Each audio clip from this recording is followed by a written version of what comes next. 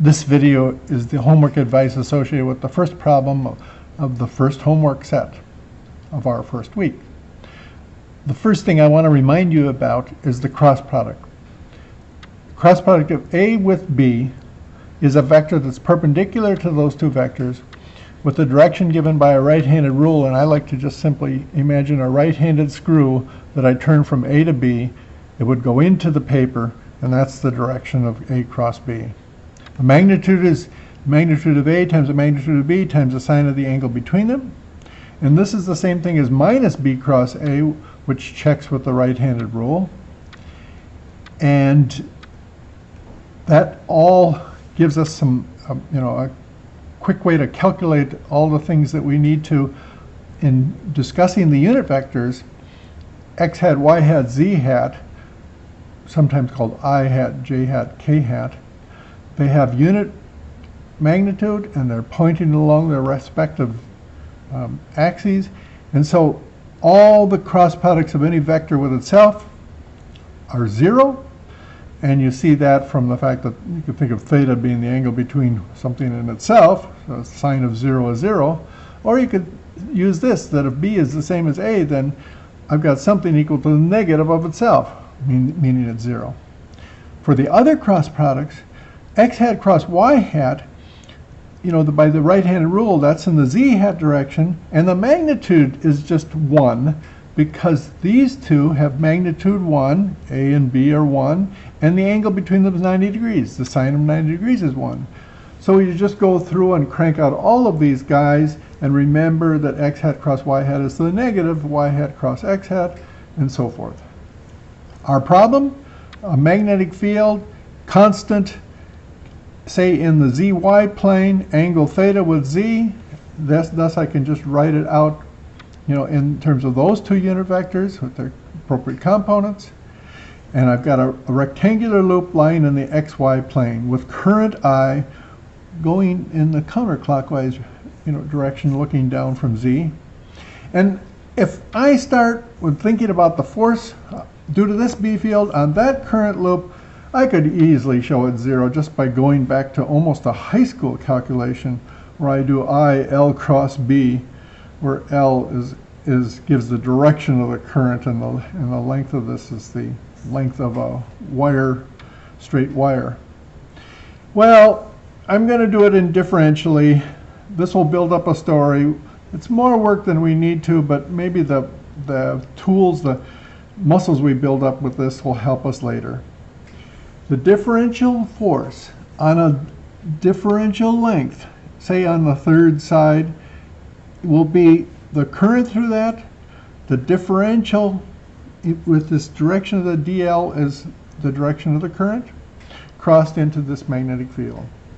For side 3, for example, we know dl is in the minus y hat direction, and its length is dl. I'll take the absolute value of that, so then I'll have the right sign.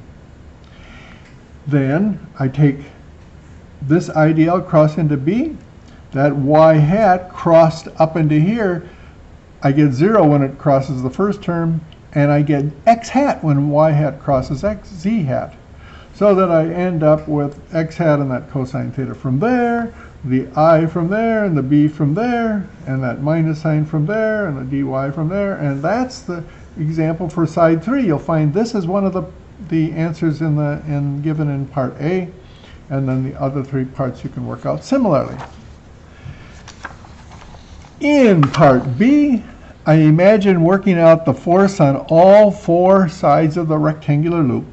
And so for the third loop, for example, I take this differential part that I had just worked out on the previous page, and I integrate it from, say, minus a over 2 to a over 2. So that means the dy is plus dy. I'm integrating in positive y direction.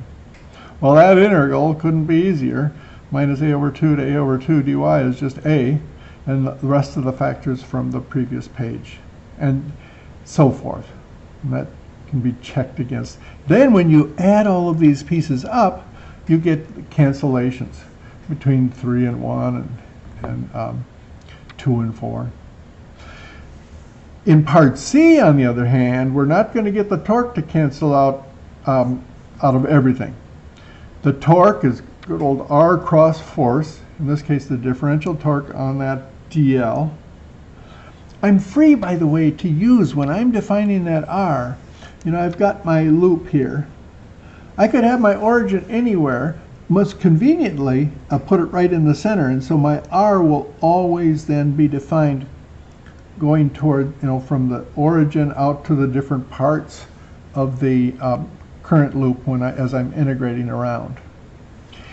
And I'm free to do this because if I were adding any constant vector to R, in other words, pushing my origin somewhere else, that gives 0 because that's constant, and the rest of it is just df, and we know that df's all add up to 0. So for side 3 as an example, from the origin going to some part, along that, remember the currents flowing in the negative y direction. I've got this x and y in the plane of the paper now. This R can be written then as that vector plus that vector. Those are the two parts. This is the first vector and this is the second vector. And you can then, of course, see above for the df that we had in the previous page. And now we're ready to just take this piece and integrate it for the third side, and then we do it for all the other sides. My last page for this problem then is to take the total torque, will be the torque on each of those 4 sides of the rectangular loop. When I do that, and look, say just again at the side 3, I'm integrating dn over all of side 3. I'm going from minus a over 2 again. I've got dy that I'm integrating. I have this from my df. I have this from my r. I do my cross products. X hat cross x hat is 0, so that's out. And then I do, well, y hat cross x hat is not 0, but this y, this is a anti-symmetric, this is a integral y dy from negative a over 2 to plus a over 2. It's 0 by its anti-symmetry. Just the negative parts cancel the positive parts, you integrate it, or you just do the stupid little simple integral and it's 0. And that torque then is 0.